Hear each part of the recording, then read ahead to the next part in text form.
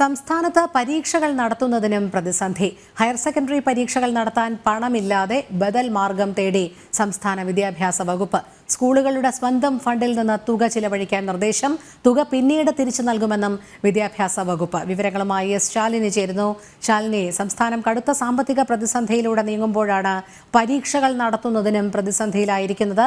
Higher secondary പരീക്ഷകൾ നടത്താൻ പണമില്ലാതെ ബദൽ മാർഗം സംസ്ഥാന വിദ്യാഭ്യാസ വകുപ്പ് തേടിയെന്നാണ് അറിയാൻ സാധിക്കുന്നത്. നിജസ്ഥിതി എന്താണ്?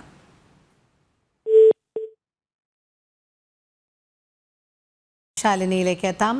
സംസ്ഥാനത്ത് പരീക്ഷകൾ നടത്തുന്നതിനും പ്രതിസന്ധി.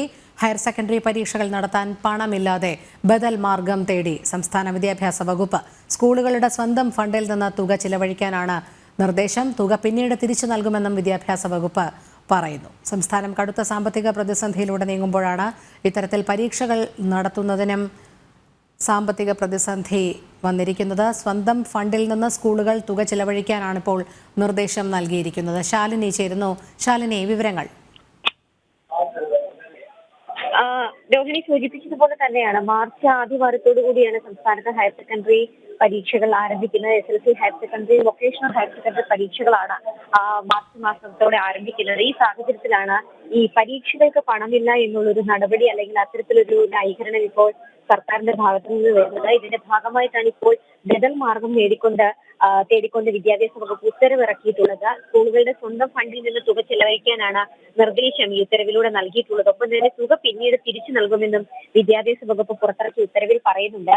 SSLC +2 പരീക്ഷകൾക്ക് തുക ഇങ്ങനെ ചെലവഴിക്കാനാണ് നിലവിൽ ഇപ്പോൾ സർക്കാർ തലത്തിലും വിദ്യാഭ്യാസ വകുപ്പും തീരുമാനിച്ചിട്ടുള്ളത് എന്നുള്ളതാണ് ഏറ്റവും പ്രധാനപ്പെട്ട കാര്യം.